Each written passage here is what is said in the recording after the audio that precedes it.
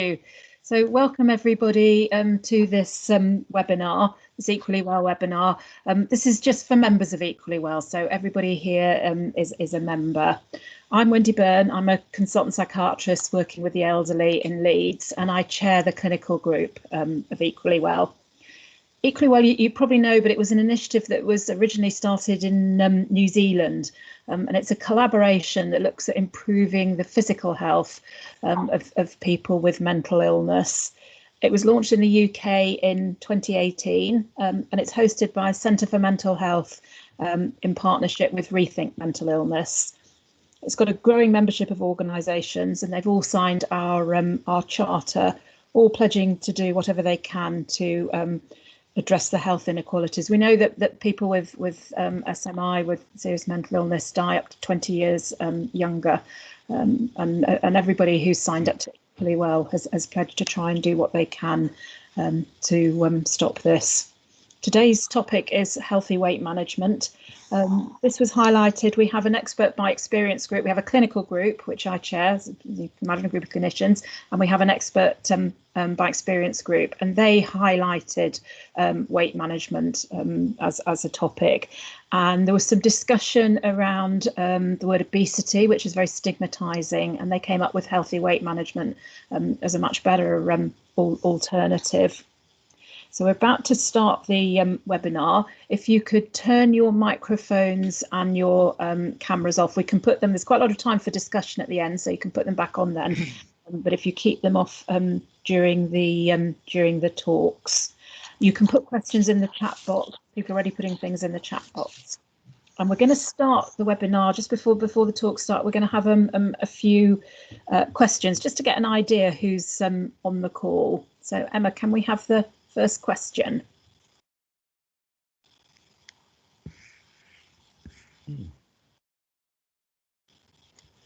Oh, I can't see. It's coming. Yeah. So what is the weather like where you are? Is it sunny, raining, cloudy, or snowing? Just type the answer in the chat box. Oh, there's a code.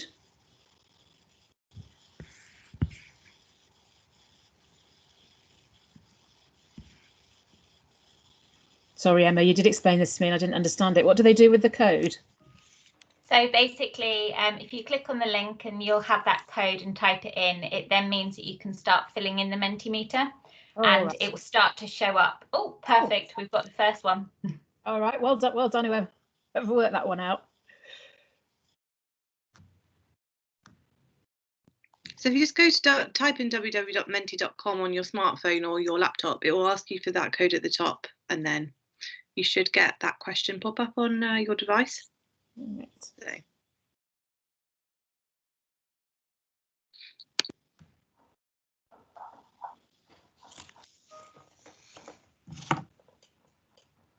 Some people are putting it in the chat box, which I don't blame them for at all.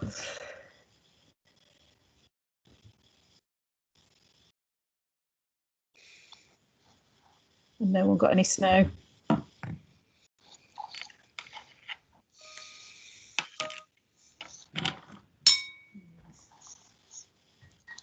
Okay, shall we have the next question?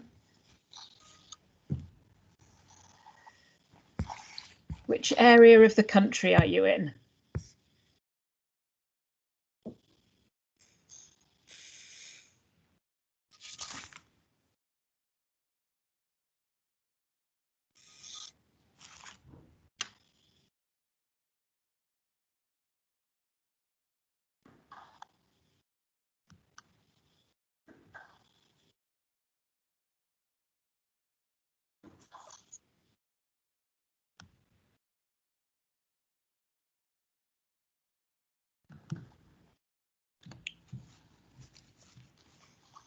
Okay, so if we look at the numbers under the chat box, we've got quite a good spread. I'm based in Yorkshire, in Leeds. Okay, shall we have the next question? That's quite an important one. In your experience, what prevents people with SMI accessing healthy weight management or management services? are there even any healthy weight management services? They vary around the country, don't they? And this is a one-word answer.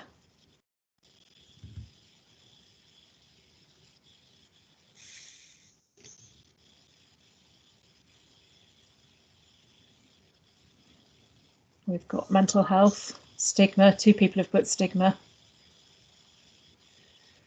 Yeah, suitability.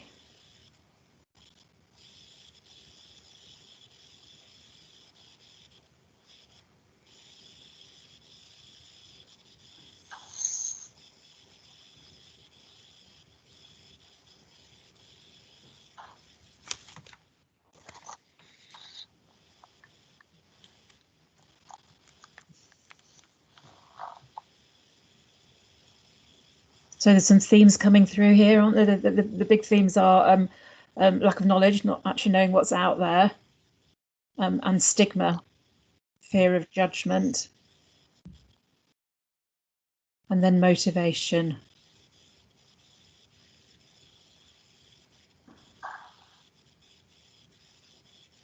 And denial, somebody's put.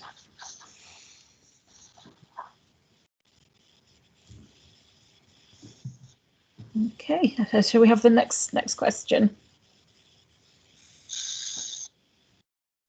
Your experience, what supports people with SMI accessing healthy weight management services?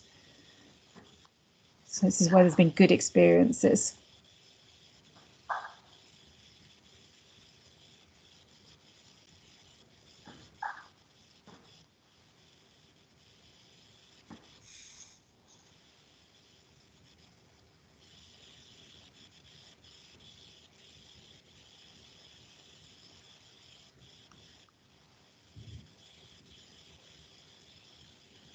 So targeted support, having the resources, being holistic, knowledge again.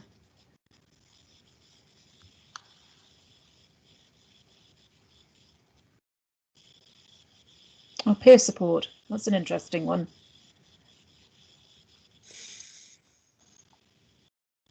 Being accompanied, I guess that would fit with the peer support.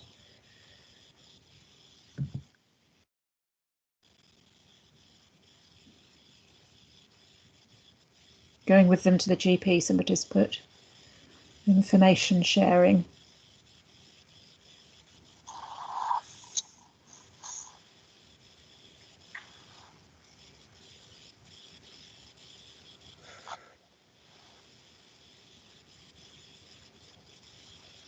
Okay, so we've got an interesting, seen as an individual, holistic approach. Got some interesting words there, and empathy. Okay, so shall we move on to the next question? This is, has your organisation done any work specifically around COVID, SMI and weight management? And if it has, can you share on the Teams chat what you've done?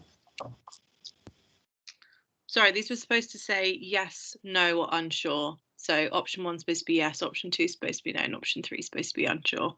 Right. So apologies.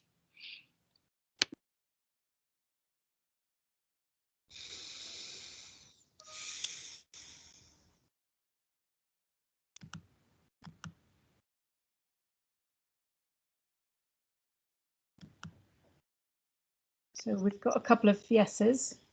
If those people could quickly just type something in the chat box about what they've done. I don't think we've done anything in Leeds, and I'm not aware of it if we have.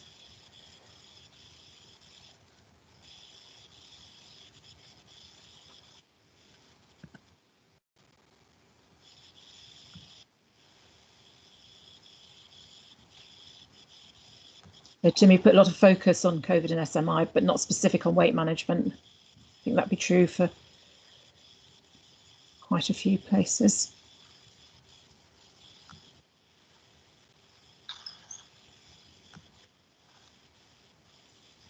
Okay, and we can maybe come back to this as well in the conversation at the end. And then there's one more question. We can have the last one. What positive language could we use when talking about healthy weight management to avoid stigmatizing language? Because if you just tell somebody that they're obese and they need to do something about it, that's not going to be very helpful. How can we be more positive? Somebody's put about the healthy weight sequence, and to my shame, I didn't know there was a healthy weight sequence, so hopefully we can hear more about that.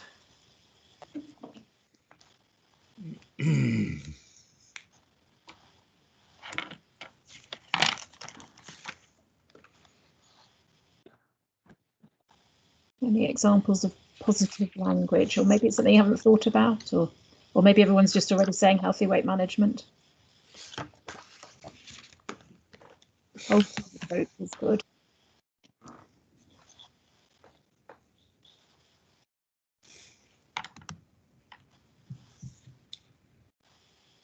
Improving quality of life. Empowerment.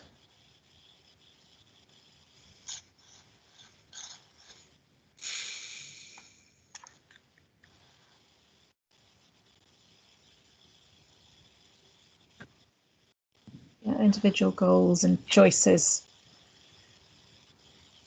So this is really all about being positive, isn't it? Not condescending.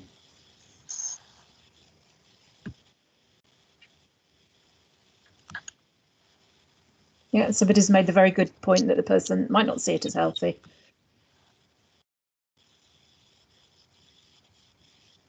Okay, thank you. Well, that's brought up some useful things, which I think we might come back to in the presentation at the end. So now we'll move on to the talks. So if everybody who's not actually speaking could just mute, I think most of you have done. And our first speaker is Peter Byrne, who's a psychiatrist from London. So Peter, thank you, and over to you. Okay, thanks, Wendy. Can you put on my slides, please?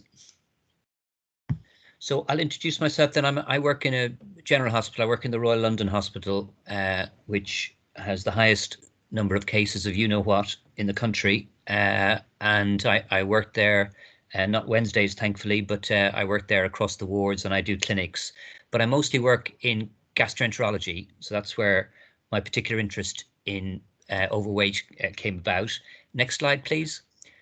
And this phrase, the new normal, is done to death, but I want to use it in relation to being overweight, because if 2 out of 3 adults in England right now are overweight, that's something that, just hold on to the first one there, that's something that we need to do something about. And we always think of the problem when it's already there and it's already established. And I have to say that the actual being overweight and losing weight is hard, but keeping that weight off is even harder. So we look upstream and we look about what we can do, particularly for children, particularly for people who are new to mental health services, and how to stop them gaining weight. And I'm going to give you practical examples of that. And we also look at primary prevention, which I think is something we really need to think more about as a country, because I'll show you at the end just how bad the UK is in relation to the rest of the world. Next slide, please. But taking a public health perspective, I want to acknowledge the work of Michael Marmot and others as to how hard it is to make these interventions, to get people's weight down when all of the other things are going against them. And if you saw, this is something myself and the current president of the RC Psych wrote about in October. It's open access in the BJ Psych Bulletin. We wrote all about poverty and inequality and how that impacts very, very definitely on people with severe mental illness. So how easy is it to talk about great cooking when you have a wonderful house and you have a job and you can work from home and your resources are not limited and your access to education has been fantastic and you've got lovely local areas to walk in, maybe even your own garden. The one that's left out of that particular graph is crime, which is a major problem even during lockdown, which isn't getting much publicity for my patients in East London. They're actually scared to leave the house even during the hours of daylight. And I think that's a relevant thing to speak about now. Next slide, please.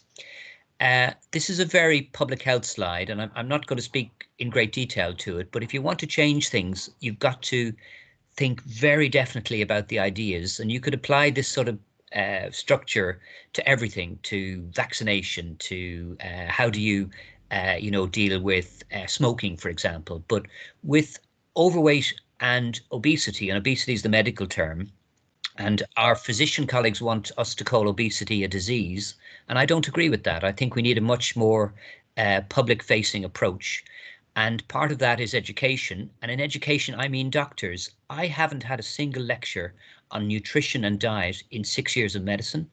I got nothing when I was a medical registrar to help me keep my patients keep the weight they have, which is the I think should be the aim of every medical intervention, to avoid gaining weight rather than put them on fad diets. And I got absolutely nothing. I had to get it from my gastroenterology, dietitian, nutrition colleagues. I have colleagues who have a special interest in nutrition, which is what brought me to here. So let's look at the next slide as to what we do know. These lectures you get from doctors, just flip ahead, where we're all supposed to know exactly what we, next slide please, we're all supposed to know exactly what we, that's it, what we take in terms of our calories each day, and to know exactly what we expend. That's really difficult, and it's not just a calculation we need, it's a lot more than that. So I think we need to broaden out the conversations here. And why is the UK so overweight? I think it is about the rise and the power of the supermarkets. I think it's about our takeaway culture, where takeaways are seen as a treat. If we ask our kids on Saturday morning what they want to do, the first thing they say is get a takeaway. And that's in the morning before they've had their sugary cereal. Our big shift to urban living has been a major part of that we don't get access to green and blue spaces. But the fact that time is so precious. And I don't mean time is precious for the chief executive of Amazon. I mean time is precious for people working in, the sort of jobs that are pressurized, and where there's a 0 hours, where there's a real pressure and a travel time to work, etc., to get your job done. And this is true even of lockdown stages. And I would argue that poverty and inequality reduce those choices. And nowhere on my slides or will you hear me say that being overweight is a lifestyle choice. That's an absolutely terrible and regressive way to deal with this challenge. There's many different pathways to being overweight. I'll try and talk about some of them, but we do need this whole society approach. So let me show you the 3 grim slides that are going to exercise me a bit. This was up until December last, the latest data for how badly people with severe mental illness were doing in relation to the rest of the population, that the differences in their mortality, their life expectancies, were even worse than the rest of the population. And that's true even of a population in England and Wales where life expectancy was going down. And this is going down before COVID. And that to me is very much about 10 years of austerity. And this is a political slide. And when they released the new data on premature mortality, they showed that people with SMI have 4.5 times an expectation of premature mortality, death before 75, because of lots of factors. But they didn't re-release a version of this slide, because this slide would now go off the scale. It would actually, if I was on a pointer scale, I'd say it would go up to the right-hand corner right now for data from 2018. So next slide, please. So Wendy will have seen this slide, because this is what I learned when I took on this role 8 years ago in public mental health. Lots of attention to cigarettes, and so there should be, but the interaction of inequalities and poverty driving up smoking rates, driving up alcohol rates, and the effects of alcohol damage, driving up childhood obesity especially, all of that relates very highly. And our drugs, as you're going to hear from Marsha later on, the drugs we prescribe, I only have one slide on this, the drugs we prescribe are driving up obesity too. So there's lots to play for, but I would argue that obesity, diabetes is at the center of this. Our physician colleagues want us to call it that. We need to use different language. I completely agree. I would much rather call this a challenge of overweight, a challenge of keeping the weight you have and trying things to make your life better that will maintain that weight. So can I have the last of my misery slides, please? And this is a misery slide that you would expect me to show as a doctor working in a general hospital, that there are a lot of bad things that come with being overweight. They do increase your risk of other medical conditions. And just click on the slide there. The big negative I have, if you just push click and forward, the big negative here is that once you have any sort of liver impairment, any alcohol is going to make that liver problem worse. I do a liver clinic once a week. That's how I've learnt these things.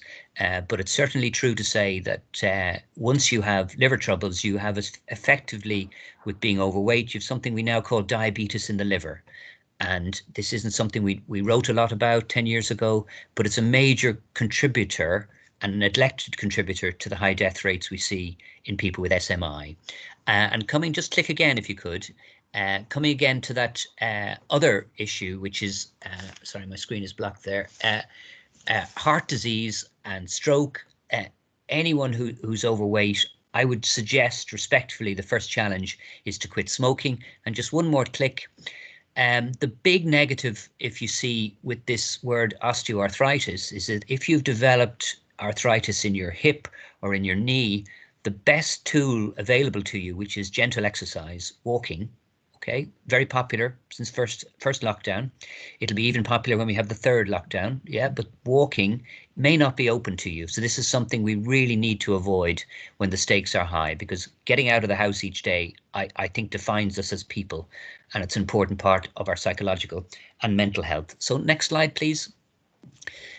So there's a wonderful approach in overweight in children that comes from very enlightened countries like Canada and Australia, and that is to look across the entire range of what we do, how we produce food, because the real message of the UK overweight problem is processed food and powerful supermarkets that heavily discount unhealthy food.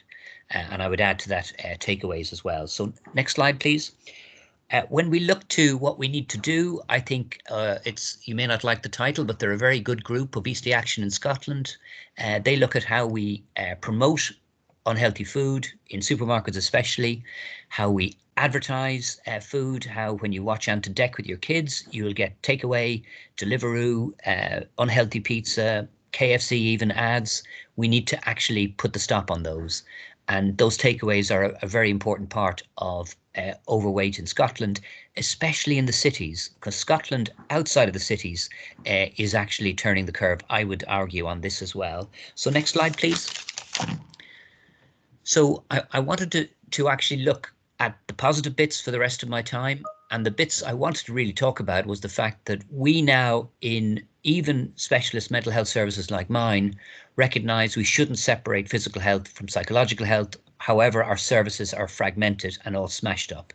And that came across in your answers to Wendy's questions earlier on. We also shouldn't do this in hospitals where we delegate weight to being the GP's problem or the patient's problem. We need to do a much more holistic approach. And I would also argue that because of financial incentives, all our mental health trusts are weighing patients all the time, but they're not doing anything about it. So the message has to be, you don't just screen and tell someone they have a problem. You need to provide solutions and interventions that work for that person. This is what we now call personalized medicine, and I can talk about that if people want to ask me about it. And every person has a unique past, an environment, a family they come from, and change takes time. If you remember how you first cooked meals, maybe when you were living on your own or living in a flat, you kind of cooked what your parents had cooked. And sadly, that usually meant what your mum had cooked, because dads in that generation didn't bother cooking. So I speak as someone who cooks 5 times a day and buys for our family as well. So I do the shopping. I want to talk about that shortly. And we need to have that conversation about weight before we start new meds. And next slide, please.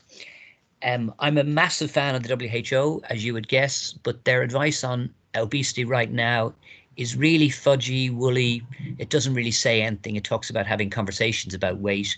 The hard graft on the right is looking at all the common antipsychotic medicines. And these are medicines that will prolong life for people. That's really clear in the evidence. However, the side effect is weight. But within prescribing these antipsychotic medicines, we have flexibility. And please don't stop any meds if you're on meds, but you need to have these conversations with your prescribing team. And they're important conversations because you need to say, actually, my weight is more important to me than having a completely free, being completely free of symptoms. That might be about the dose. That might be about changing the way you approach it. Next slide, please. And I wanted really to focus on solutions. This is the tertiary prevention. So this is when there's a problem, and this is when people have a body mass index of 30 or more and going up even higher. So we've seen a lot of obesity in our general hospital because we're seeing COVID cases and post-COVID cases. And this is a really complicated slide. This is the actual recommendation across the country for what we do when people are overweight. And the big challenge here is that you look at tier 1 and tier 2 and it falls down to the local authority. Well, wow, the local authority have seen their budgets cut and cut. If you ask the local authority what their priorities are, healthy weight management would not even be in the top 20 of priorities right now. They've cut addiction services, smoking services, services for children, Sure Start. So this is a problem of this model. Also, it depends on your local clinical commissioning group, your CCG in England, as to whether you access a specialist service. And we have major problems with that in London because we have people who don't get to meet patients. They certainly don't have much time for us clinicians, and they give us an absolute bargain basement service. So I would argue we need to be thinking of interventions that would be lifestyle, diet and exercise, but beyond that, medicines and then bariatric surgeries for some patients. So next slide, please. I couldn't resist giving my 2 cents worth on the fact that there is now a current NICE, National Institute for Clinical Excellence, consultation on weight management. It has a very poor patient focus. So please, if you've time, look up NICE, look up their consultation. They approved a drug called liraglutide, but only for very overweight people just last December. I don't think we're too far away from using that medicine to help people in the second stages of obesity and prevent them from going to what's called bariatric or fat anti-obesity surgery. It's true to say there's a drug coming down the track called samidorphan that actually reverses the olanzapine weight gain, and that's in trials at the moment in the US. And I would be really keen that we get this through the systems quickly, and that if we are stuck putting someone on olanzapine, which is one of the worst offenders for weight gain in antipsychotic medications, a very good drug, we could also put them on that medicine as well. So next slide, please. I thought it was useful to look at what I advise my patients. And I changed the, we talk about healthy weight management, of course, but I try and link weight to sleep, to how a person is feeling in their mood, their energy, and what their individual goals are. I mean, if you ask someone what their goals are and you match, and their values are, and you match those short-term goals to their values, you will get success. So I very much believe in a 30-minute walk every day. I was lucky, I did the school drop-off this morning, had my 30-minute walk, and our daughter will come home from her school today and she'll want another walk, and I will oblige with that as well. Try walking with someone. We had a great conversation about cats and dogs earlier on. I'm a great believer in dogs. If your neighbour has a dog that needs walking, if your neighbour needs a walk with someone, if you want to pick up your phone and talk to someone while you're walking, a great thing to do. We know from Weight Watchers, if you're going to try and maintain your weight and not gain any more, share that goal with someone else and you'll greatly increase your chance of success. And start with just one thing. Eliminate snacks, eliminate late night eating. That means eating at the television 9 o'clock, 10 o'clock in the evening. Cut out the treats, but think of treats that are actually meaningful, that won't cause you to gain weight. And I would say change one habit at a time.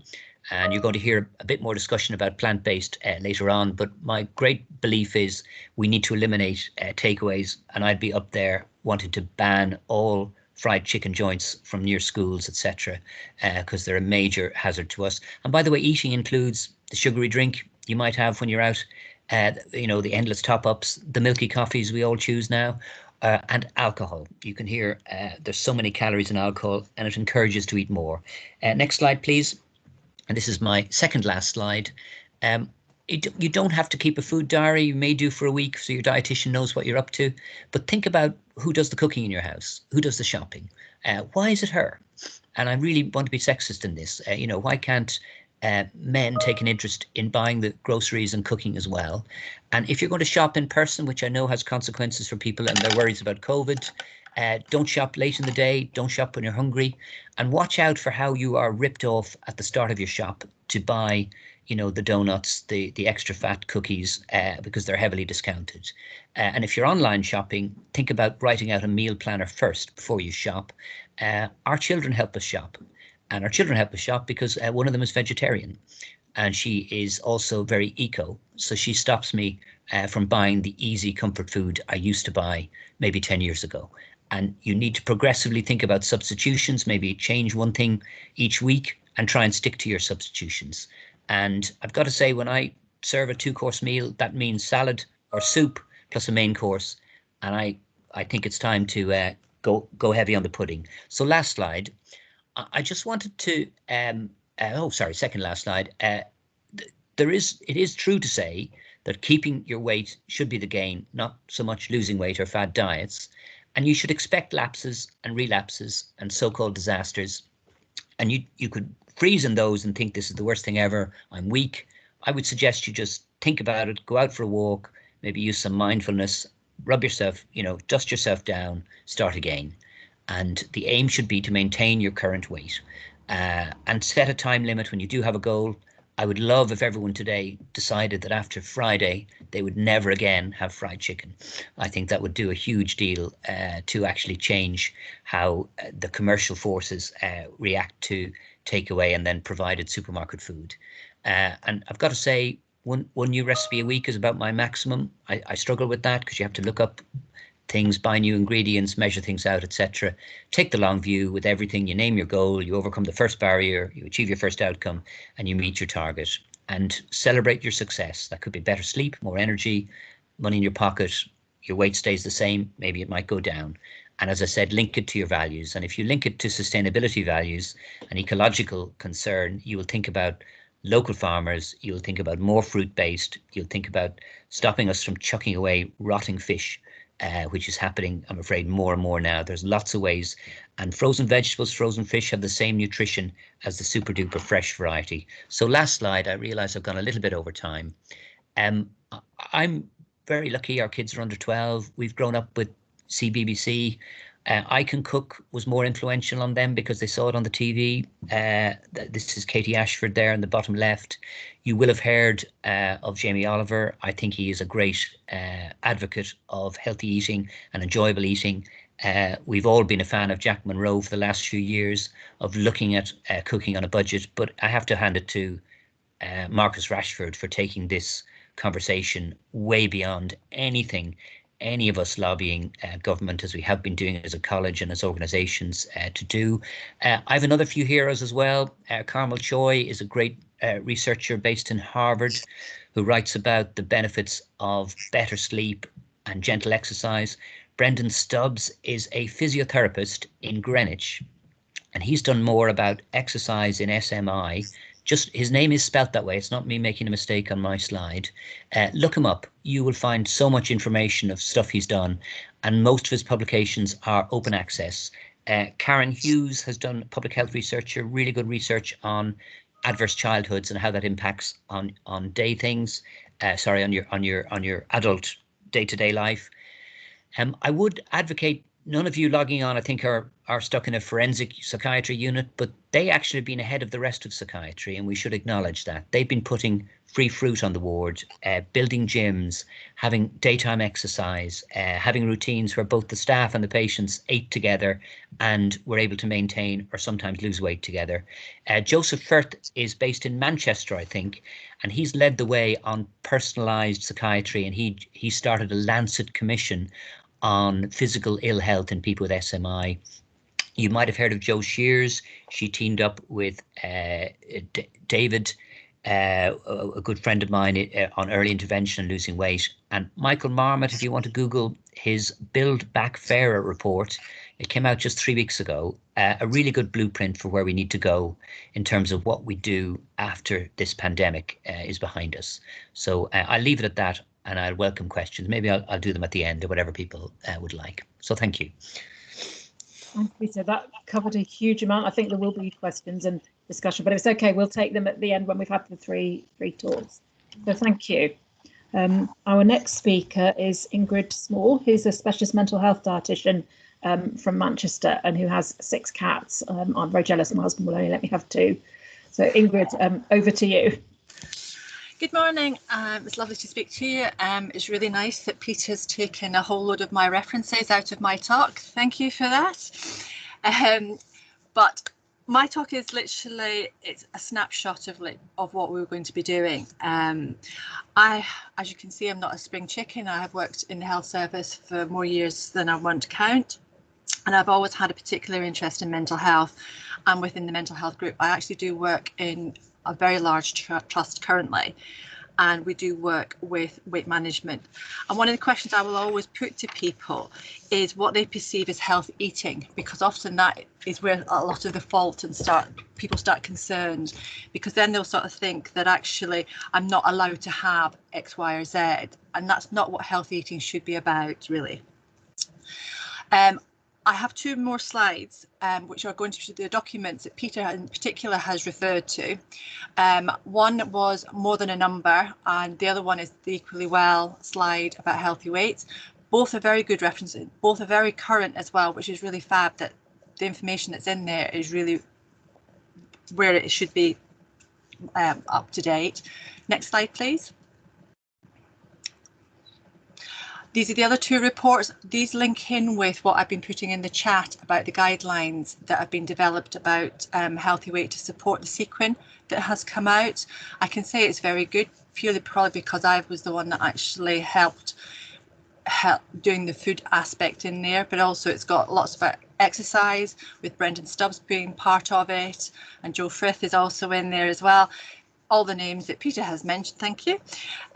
So those are the other documents to look at. They are quite weighty, some of them.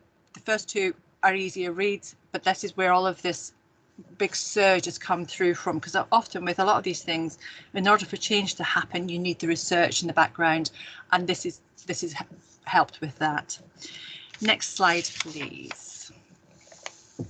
So this is our guidelines. This is what we have as a national guidelines to support where we're supposed to be eating. And as you can see, this is the updated version. There is, if you Google Eat Well Guide, there is a booklet that actually comes with this, which is really a great document to have as a reference point to keep dipping in out of. It's only a little A5 booklet, but it has vast amounts of information to help support you sort of try and find that balance. And it is about finding that balance between what things you should be having. It shouldn't be about excluding X or excluding Y. It should be including a variety. And one of the things, I don't know if people notice, my picture wasn't just my initials. It's always about fruit and veg. I want to have that variety in people's diets, is to have that rainbow of colour and variety in your foods. Peter talked about the ready meal, well, not so much ready meals, but about supermarkets and how they sort of con us into eating things. There was a campaign which was done over 20 years ago and is being ramped up again at the minute. It was about chucking sweets off the checkout.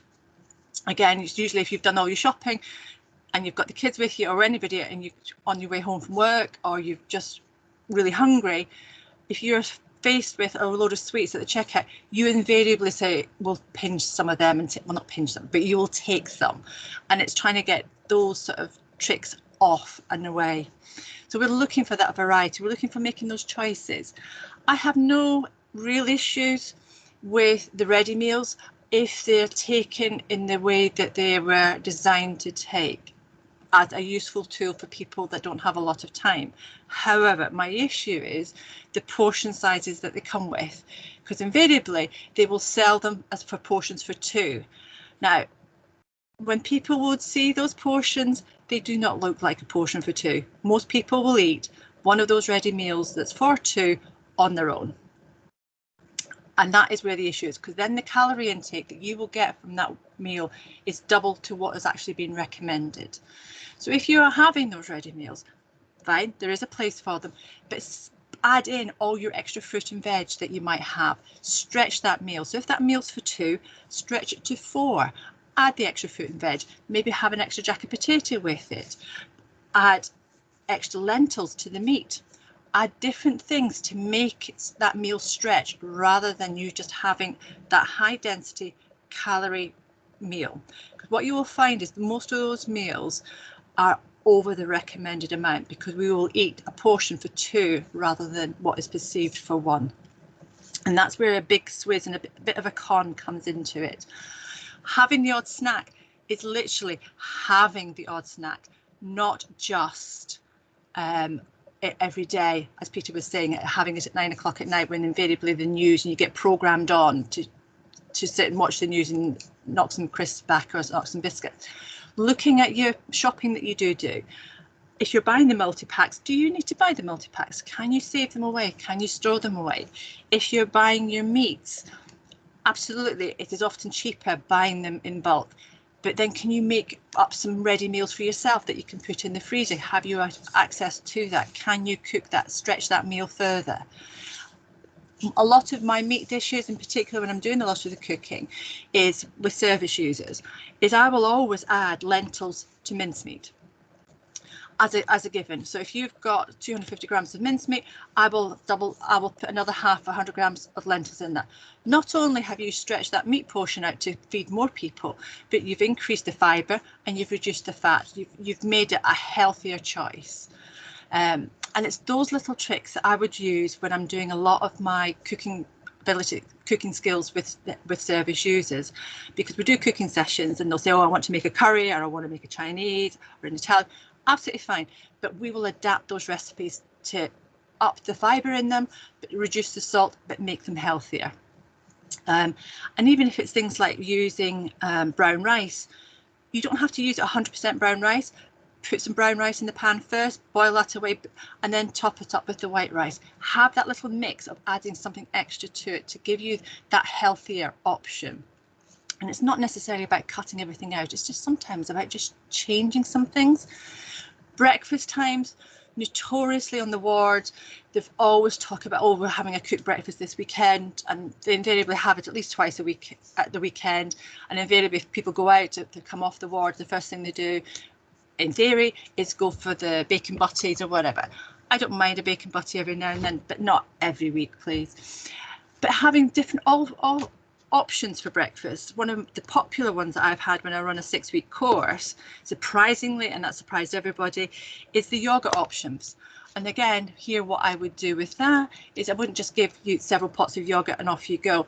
I would suggest that you have one pot of your flavoured yogurt and try different ones, but top it up with the big pot of the natural yogurt. Use a couple of spoonfuls of natural yogurt, so you're actually stretching that little sugary pot that bit further. You're getting a bigger volume, and then crumble either some Weetabix on top or a handful of granola to add texture. Not have a whole bowl of granola with milk, but have a dabble of it on top of your cereal. I think some places have found that overnight oats are phenomenally successful, and again, you can put your fruit with that. And again, that's a way of increasing your fruit without having to sit and munch an apple or a banana or anything else.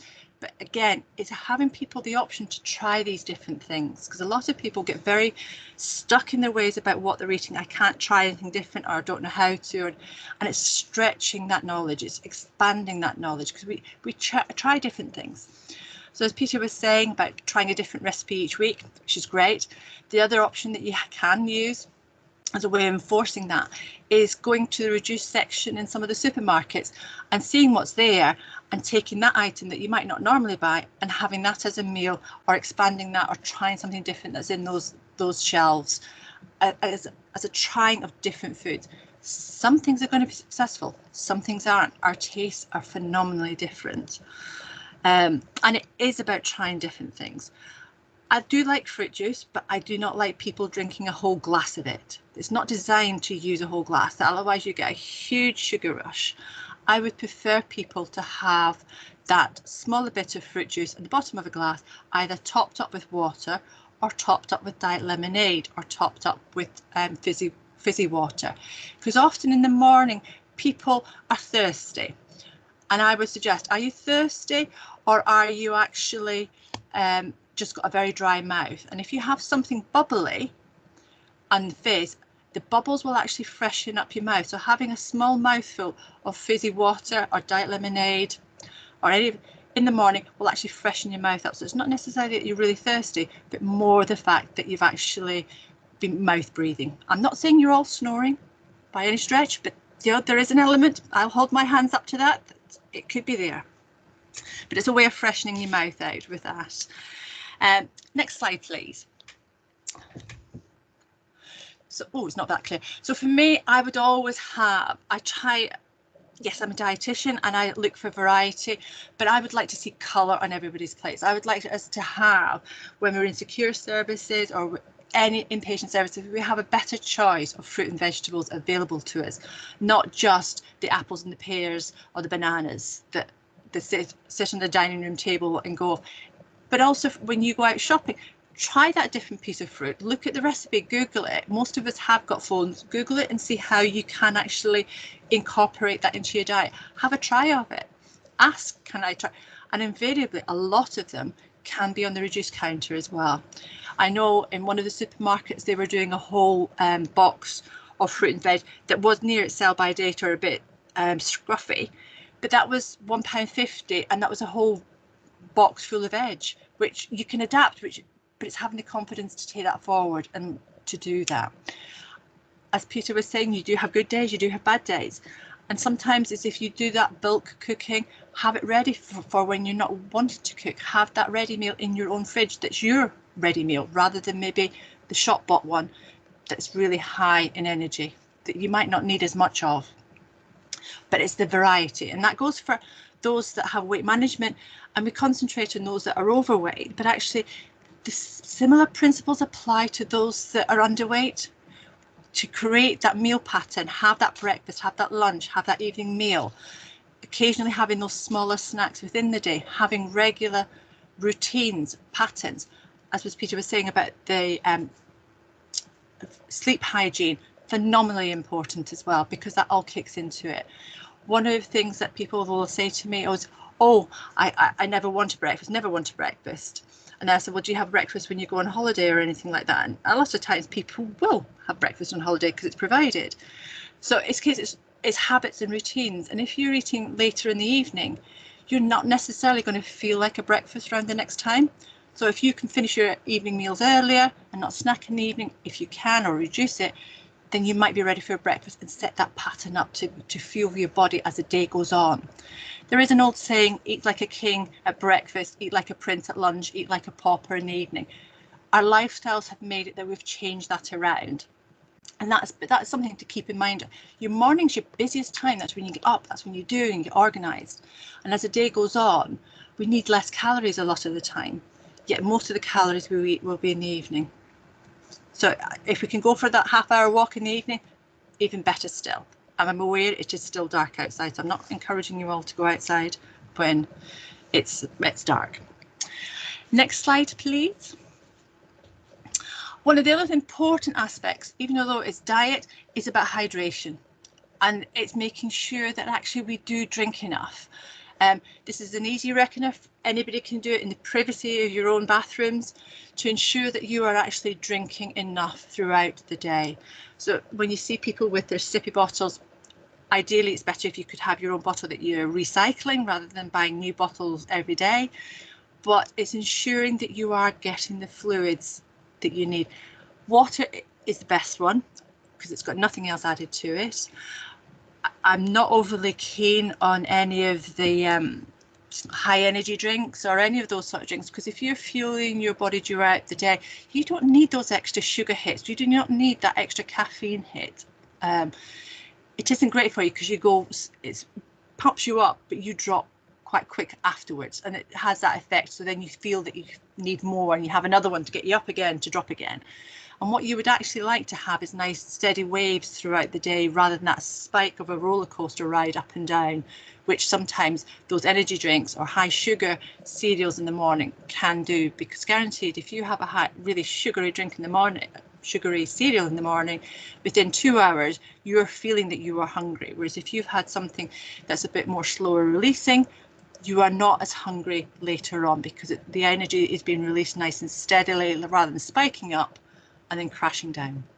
And so it's getting that variety in.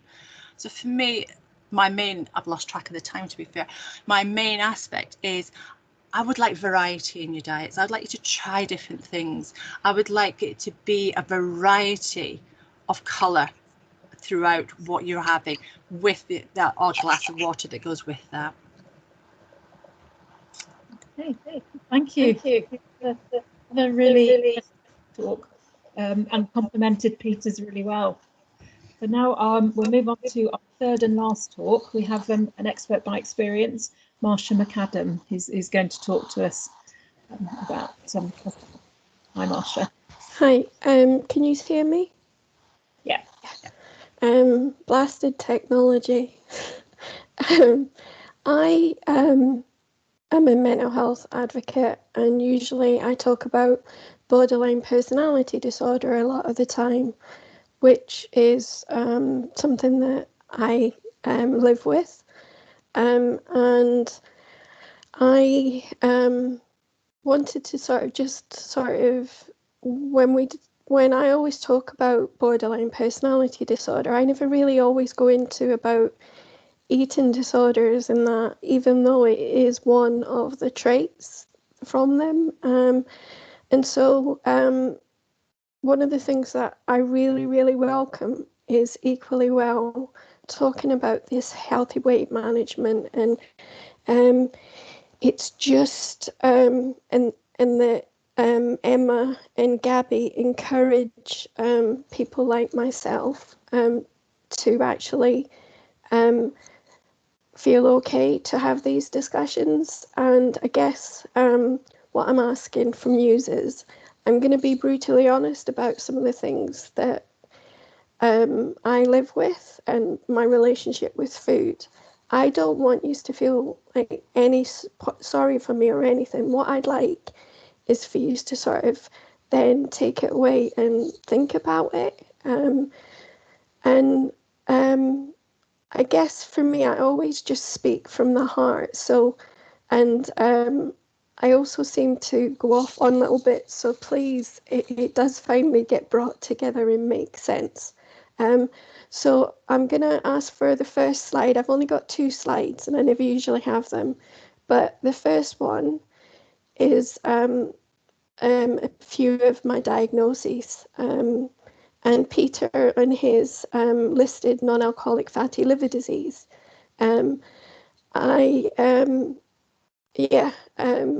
So with me, the fibromyalgia, the chronic fatigue, and that sometimes affects my mental health. So there's a few of the things. And then the next slide, the last one, is some of the medication that I'm on.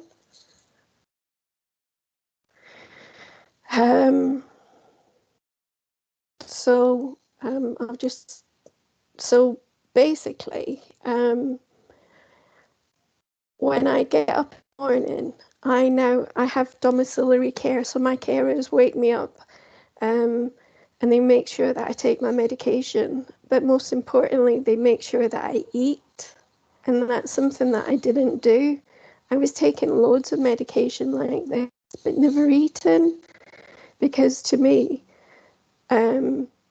I used to starve myself until round about night time, because I thought the more that when I eat, it then makes me feel hungrier.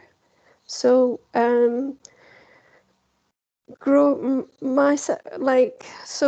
the last, in my 20s and my 30s, we lived off of takeaways all the time. And my son, he's now 26, he grew up mostly with these takeaways and that. So what's really, what we during COVID is my son has basically started cooking really fresh food. He's now a gourmet chef. Honestly, he looks up all recipes and that sort of checks, to like food that will maybe help with my IBS and everything like that. He's taken me out of my comfort zone, because usually I obsess over one type of food. So a few years ago, I used to obsess over Marks and Spencer's extra large oranges. I'd have at least 4 of them a day.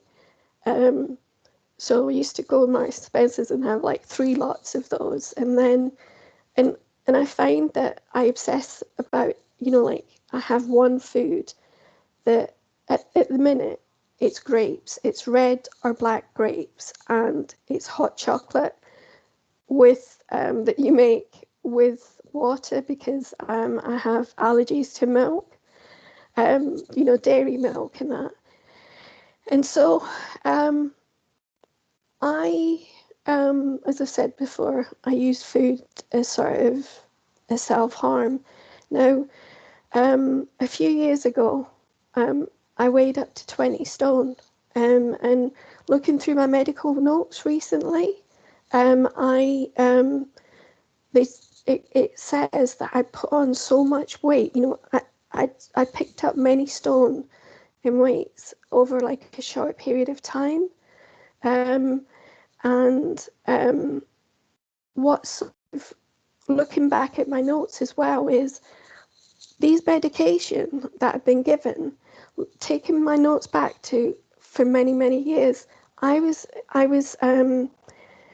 given loads of different antidepressants, and then they weren't working, so then it was swapped over in that, and I just wish that years ago, when went to a GP or my psychiatrist, that they'd actually said to me, look, these are the benefits, but then there's also the thing about picking up weight. I wish I was at a conference a few years ago, and someone was talking about ghrelin, which is Emma, how is it GHRELIN? It's known as the hunger hormone. I'm asking Emma, who's helping. I'll add the link to your video, Marsha. Thank you. So it's ghrelin, the hunger hormone. And that made sense to me because I was eating, but I never felt full. And so then I didn't like myself for that, and sort of, and then to find out from this conference, actually, you know, this does happen, and it sort of, and it says as well that at the conference someone said, if you take certain antidepressants or antipsychotics, you can pick up 5 to 6 kilograms within 8 weeks. Why was no one telling me this? I mean, when I say I don't want you to feel sorry for me, and so now I'm in about 15 to 16 stone, so I've gone from 20 to stone to this, then losing weight. But then there's all the loose skin, and it's all over my body, and I feel repulsed at myself, and so when I received life-changing therapy for BPD in 2010-ish time, mentalization-based therapy, it meant that I was able to sort of pause and understand all those persistent distress thoughts that were going through my mind. It was so fast back and forward. So MBT gave me the tools to be able to pause and understand why I was feeling the way that I was, and be okay to sort of feel that and sort of understand, okay, anyone would feel angry if such and such happened to them. So MBT saved me from myself and also was life-changing. But the one thing is, when I was having MBT, I was then using food. So I'd gone from self-harming, either cutting, but mostly it was overdosing with medication. In 2008, I took a near-fatal overdose and was in ICU for 3 weeks in an induced coma because I developed pneumonia and that. And then when I came out, it was another week in hospital. But from there, when I woke up, the pain in the right side, right down, it was like halfway right down my body, and the pain, and then it grew from there. So now with the fibromyalgia, I have pain that moves around. It's different with everyone, you know, the different sort of pain and symptoms and that. But for me, it can move around from one minute to another. So sometimes it may feel like someone's taking a cricket bat to my ribs. and then a lot of the time it's under my skin. It feels like, you know, Chinese burns and stuff like that, and so it's just non-exist. It's just like there's no let up from it. And so what I'm trying to sort of say is I'm talking about the weight side of thing and the medication, but without, I can't, like, if I go like that to try, you know, and like use an exercise ball or that, I'll be in agony. So sometimes even just bending down, picking stuff up really hurts. And then there's it's payback for days. So I understand about, you know, moving around and everything like that. But so this morning, and just as an example, so this morning my carer, she's went and straightened my hair and sort of helped me put the top on because of the button at the back and that. And then I've put my makeup on to try and lift up my mood. But sometimes it's the option of, do I go and have the shower myself and then use all that energy and that pain? And then that means that I really struggle to have conversations because I'm in so much pain. The reason that I think that I'd lost quite a bit of weight was because I went to see an endocrinologist for the diabetes, and he amended my medication. At first I was on metformin, quite high dose, and I think it was canaflaxin. Forgive me if I'm saying the medication wrong. Hopefully colleagues will be able to sort of decipher the right ones in the chat. I think it was canaflaxin, and then there was something else for the diabetes. And it wasn't working, and then it was when they changed it to the Vitoza, which is a daily injection. It's a hormone injection. So that actually took away my sugar cravings. And that was really good. And I lost weight, and it stopped me from craving the sugar and then sort of like self-harming with it. And then it then changed because the Vitoza stopped working. I then changed to it's here, where is it? The medication. Sorry, I'm looking here. Forgive me about, so I have, so the Vitoza, Ozempic. I'm now on the Ozempic pen, which is a weekly pen that you inject. It's like hormone. It does things with the hormones and that. So for me, I guess I was lucky that I got to see the endocrinologist, because when I was first diagnosed with, you know, like you get pre-diabetes, and you could do something if you change the food, you know, if you actually,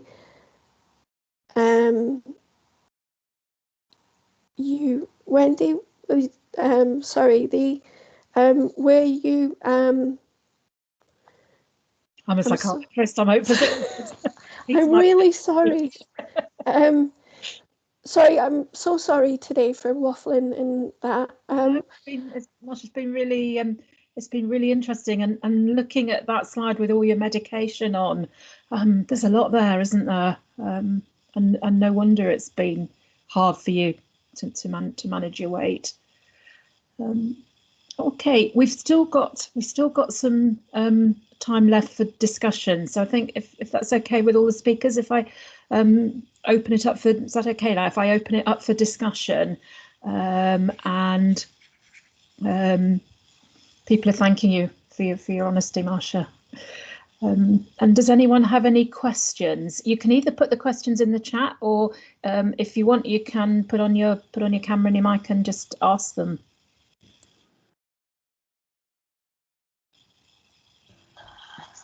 Always that first question, isn't it? Waiting for someone to. I'll ask the first question. And Peter, you mentioned a new treatment that's just been approved by NICE. Was that an injectable treatment? And I don't know anything about that. Could you just say a little bit about that? It's the injectable liraglutide, but they're only approving it for people whose BMI, body mass index, is over 35. So it's quite a restricted use. But I think this is one of these slippery slopes where you can get it in that group and then show the benefits in a population that haven't reached that high of a BMI. So I'm always hopeful about these things, but my worry is that it could end up a bit like what Marcia is saying, in a specialist endocrine setting only, that you have to see the specialist endocrine person, and that endocrine person could be a highly rationed resource where, you know, your region only has one person, and, you know, when we say 2 out of 3 people are overweight, are people going to skip the queue? Is this going to be a precious resource? So we have to keep advocating for that, and that's why I was really pushing people to get involved in the consultation from NICE to say, well, if these services are so postcard prescribed, how can we fix that? Have you prescribed it at all? Is it something you'd prescribe as a psychiatrist or not? No, I haven't, and I work with I work with a lot of IBS patients, so I don't do. I have another colleague who's doing diabetes, and I think he's starting to be involved in MDT prescribing of it. And I'm interested. I will update Equally Well on how they're getting on. Thank you.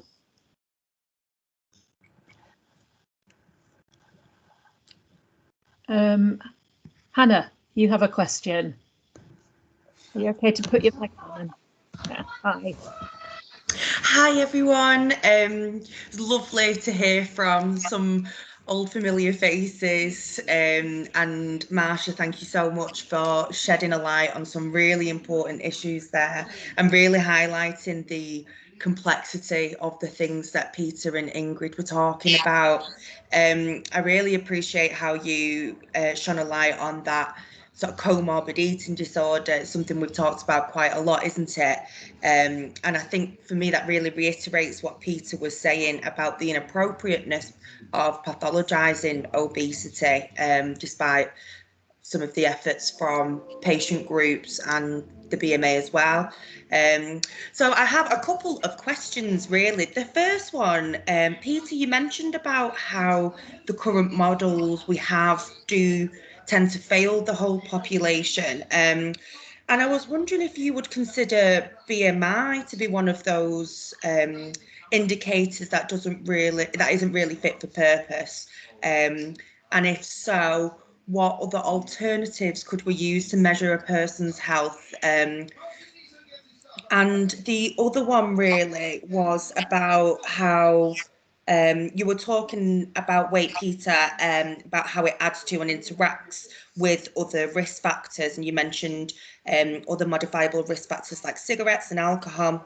And I was just wondering about how we communicate that and how we communicate whether obesity is a causal factor to things like hypertension, diabetes, or whether it is more correlational. And if anyone could comment on that, that would be really appreciated.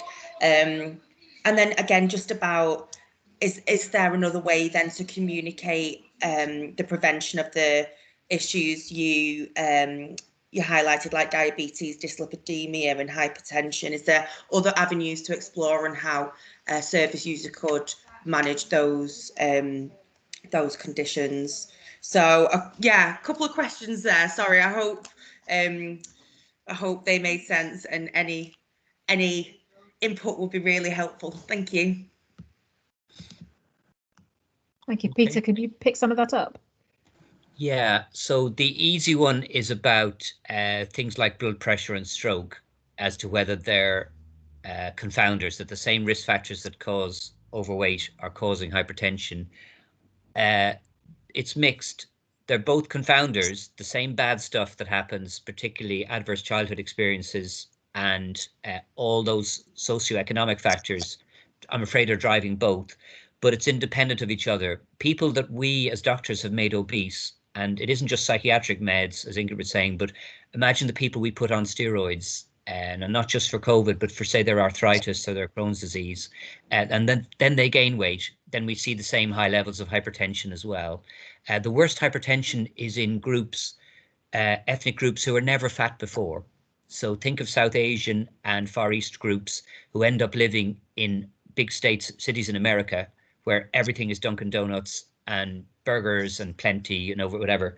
They then get hypertension rates that are 3 times the native population. So that's never good. We're stuck with BMI. I can't think of a better one. Ingrid, Ingrid mentioned this kind of having a variety of a diet, which is what we all aim for. It's very hard.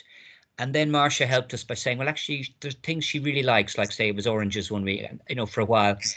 That's the real challenge, because what we're facing into in our time isn't just what everyone talks about, say, anorexia nervosa, which everybody knows and defines by a BMI, but we're talking about people whose BMIs are slightly high, and they have what are called ARFID, disordered eating. There's food phobias mixed up in eating too much of one thing, and we have to be more creative. So I don't have any replacement for BMI, because when it gets to a stage where we need help, I'm the one trying to get my patients to see that endocrinologist, who's helped, Marcia sort of do all those things. So that's that. And you're right about the language of prevention. It's really tough because the current government just talk about lifestyle choices. Okay, there's no lifestyle choice if you have 15 minutes to go to a corner shop and prepare something to put on the table for a family that are really time pressed and are on a budget. Okay, so that's so unhelpful. So I do think we need a much broader discussion. But this is part of why we need to engage with each other. Again, going back to Marcia, that whole idea, we tell people breakfast is the most important meal of the day, and if my kids were on this line, they'd say, oh, Jesus, they're so sick of me saying that to them. But I've only really thought about it for the first time. I'm also the doctor who tells patient X, you need to focus on taking all your meds early in the morning, and I've changed them all around so you get them early in the morning. Well, if I had to take 15 or 16 meds first thing in the morning, I'm not so sure I'd have my muesli with my plain yogurt and try and have wholemeal toast. That would be such a challenge to me because my tummy's full of medicines. So we need to be a bit smarter about that. Thank you, Peter. Marcia, you've got your hand up. Peter, thank you for validating some of that. A lot of people, so one of the reasons that I think I put on so much weight was because I replaced self-harming from medication and that to use as food. And then when I was diabetic and I hold my hands up, I sabotaged that because it was a way of self-harming. And at the minute now, during COVID, I am using food as a weapon because it's the only thing that I can control. And my son is so worried about this because I get up during the night, I go to the freezer, I have original Feast ice cream. I have a load of them and I'll have loads of different things. Go straight back to sleep, forgetting that I've actually had them. And so my son is really worried about it and that was something that I wanted to, I forgot to mention, but that's worrying. He's like, Mum, those tablets, you can't even remember waking up. So, and then just lastly, all the celebrities are talking about these skinny jabs and that's so worrying because I think it associated with the Victoza or the Ozempic pen, but it's so worrying that, it could be, so sorry. Thank you. And actually, the getting up in the middle of the night and eating seems to be linked to antidepressants. So I've had quite a lot of patients who've told me that they've done that once they've started on an antidepressant when they've never done it before. I don't know, Peter, is that something that you've seen linked with antidepressants? Yeah. Okay, some very interesting things coming through on the chat. I wonder, would Ingrid have a response to that one about the midnight literally feast, you know, because there's a nice lolly in the freezer? I mean, I'm the same with actually IPA beer. I just can't have it in the house now, because if it's there, I'm going to drink it. I mean, it is one of those things that is, it's like having the sweets at the end of the checkout. If it's there, you're going to actually access it. And it's really hard when you're in a household of other people and you don't want to deprive possibly other people of having those food items in. Maybe it's a case of saying, actually, I will only make sure that there's a limited amount that are in there. And if they've gone for the week or the 2 weeks, maybe have them as treats that you maybe buy once a month rather than maybe on a week. And it's trying to negotiate with what is a more manageable aspect. It's potentially going to happen, but sometimes actually acknowledging it's happening and putting triggers in place, it minimizes it. It's not necessarily going to get it away, but actually it's finding that alternative, twisting that round to finding an alternative for it. Somebody's mentioned as well in the chat about doing waist circumferences, and it's very personal. One of the things that people forget is that food is very personal to people. We're all talking about, oh, let's change your diet. But if I asked everybody here now, can you tell me what you had to eat yesterday? I would suggest over half of you would turn around and say, oh, yesterday wasn't a normal day for me. I did something different. I did something extra. And that's what we got to remember, is that food is personal to the individuals. It's not that they're trying to hide things or be deceptive of anything, but it's personal. It's what you do. And we don't think twice as clinicians sometimes, just asking it, well, what did you have? Oh, it's this, or you had, well, you shouldn't be doing. But it is a very personal thing. So doing waist circumference, it's a personal thing to do to somebody. You know, it's bad enough putting people on the scales on a weekly basis and potentially shaming them for what they are. It is very shaming, unfortunately. And it's how we manage that and how we actually approach that in a more empathetic way to support it. And it's not saying, no, you cannot do, acknowledging that it happens, but how you actually then manage it, which is hard. And for everybody, it's very different. And it might be doing that weekly shop instead of doing a monthly shop instead of a weekly shop, if that's tolerable. Thank you. Ingrid, there are quite a lot of apps available, aren't there, that will monitor your weight and monitor your food intake. And what do you think about those? They have a place. What I would say, though, for people who have got eating disorders, I would really not like them to go anywhere near any of those apps. It's very unhelpful, because then what you have, even with any weight management, higher or lower, people then become fixated on numbers, and that doesn't create a healthy diet. That creates a diet that, so food items that they may want to have. I remember decades ago, people were saying, oh, I'm trying to lose weight and I've counted all my calories, but I insist on having my donuts every day, so I will work my diet around my donuts. That doesn't produce a healthy diet. That doesn't produce that variety. And so no, the apps have a place if they're used appropriately, but I would suggest if people aren't in the best place to be using, get them off your phone. Do not use, do not entertain. Thank you. And then somebody's put, isn't weight, BMI just as personal? It's all personal, isn't it? It's all personal. Oh, City and Hackney are supporting people with SMI to use their personal budgets to buy smartphones and apps. Oh, that's interesting. Ooh. Do you know which apps, Gabby? Perhaps we could find out. It's just something we've heard in some of our other Equally Well work, is that City and Hackney is a good example of kind of how they've really improved the number of physical health checks people with SMI. And the way that they've done this is that they're helping to use the personal health budgets to kind of for people's individual needs. So for some people, they prefer to have an app to be able to, you know, count their steps or, you know, improve their diet. But some people are also using them to buy certain gym equipment and things. So it's kind of an example of that kind of flexibility and individualization for people who maybe couldn't afford these things if they didn't have a personal health budget. But again, that's people being supported and directed into which app is appropriate. It's not complete. It's an individualized one-on-one support. Use that. Somebody's got their hand up. I've lost the name. NL. I think was it Louise? Yes, hello. thank you very much. It's been a really, really interesting session. I just wondered whether Ingrid, and this isn't just a question directly for you, whether we have obviously a huge amount of emphasis on weight, and this is about a healthy weight seminar, but there are obviously a lot of service users who are of a relatively normal BMI, but we know that they have unhealthy diets.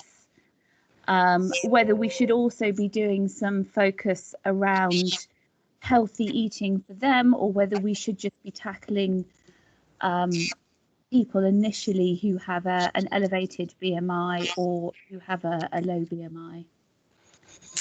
I think overall it's everybody as a nation, we should all be having that healthy, balanced diet, and that's where the good food guide comes from, isn't it? And that across the board, regardless of what your BMI is. Obviously we're targeting the ones who are in the higher BMI because they've reached that, and they're red flagged as a result of that. I think everybody should have that option of that healthier diet. Everybody should be looking to try and follow that variety if they can. Regardless of the BMI. So that, in some ways, I know Peter's not against it, but it is about those lifestyles, having those exercises and having that good sleep pattern, having that good variety in your diet that actually helps the whole process to promote that healthier weight and try and keep you there if that's where you need to be.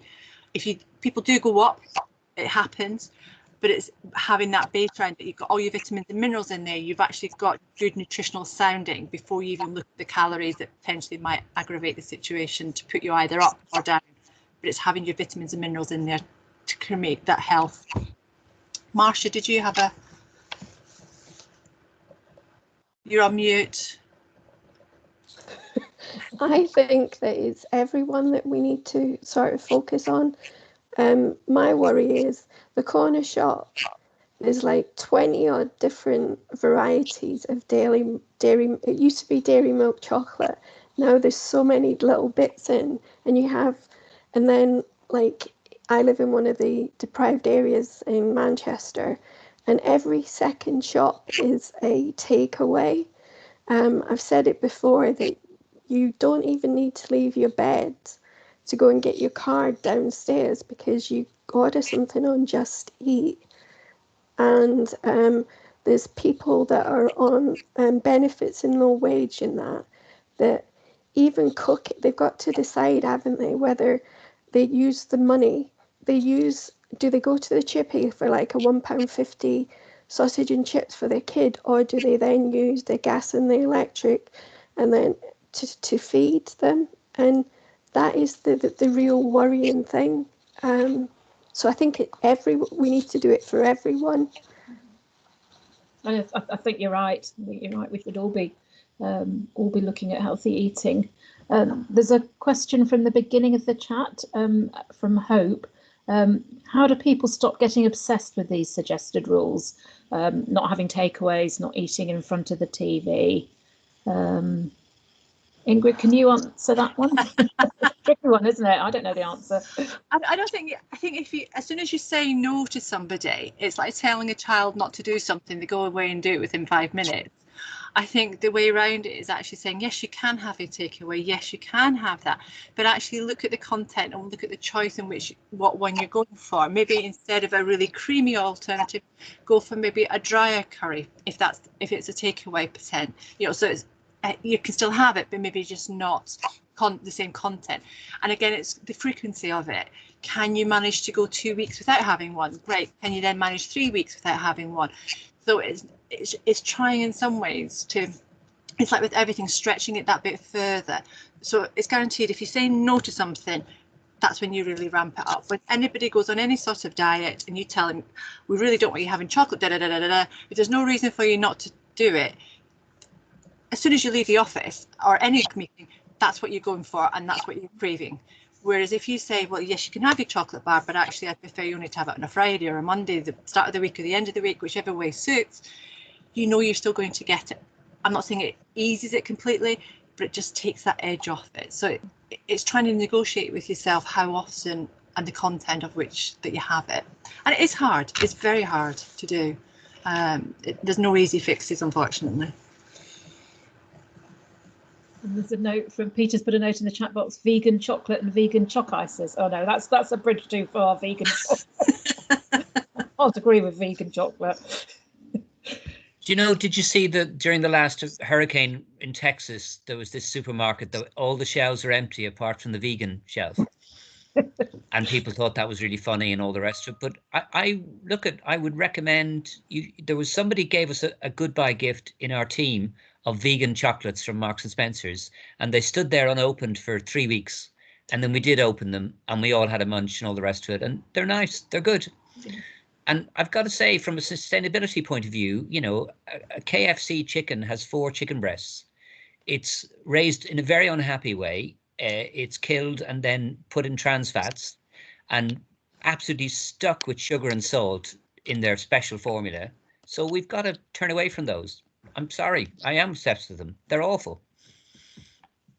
No, you're right, and I'm fortunate in that. Well, my husband became a vegetarian without permission, so I mostly have to eat a vegetarian diet now. But if I do want meat, we have a really good, because I've got money, we have a really good ethical butcher that I can get it from. But you're right, most meat is, and of course, you know, the pandemic might not have happened if we'd all been vegetarians. So. Yeah. I would worry. I'm fully agreeing with becoming vegetarian if that's the option. My concern is that when people say they're becoming vegetarian and actually they don't eat vegetables or they want highly beans and pulses. If you're going to do it, you need to have, again, that spectrum. You have to have all those different sources. And there's a lot of people that have said, oh, I'm become vegetarian, and the diet is actually more unhealthy than when they were meat eaters, unfortunately, because of the foods that they have in there. So it's being very mindful of that sort of, well, we're vegetarian now, we're eating healthy, and well, what are you actually eating? And sometimes when I pull that apart, it's nowhere near as healthy as it could be. I don't like vegetables, I'm not going to eat them. Well, yeah, that is a good point. Eating vegetarian or vegan isn't necessarily healthy. It's still got to be balanced, hasn't it? And if you're vegan, what's your B12? As a minimum, and your calcium. Yeah. Okay, I think we're going to have to finish there. We're just running out of running out of time. Some just put option is to eat a vegetarian meal once or twice a week. Yeah. So running out of time. That's been really interesting. Thank you very much to our 3 speakers. You covered a huge amount from different angles very quickly. And thanks to the audience. Thank you for being part of Equally Well, and hope to see you again on other webinars. Thank you all. Bye. Thank you. Bye.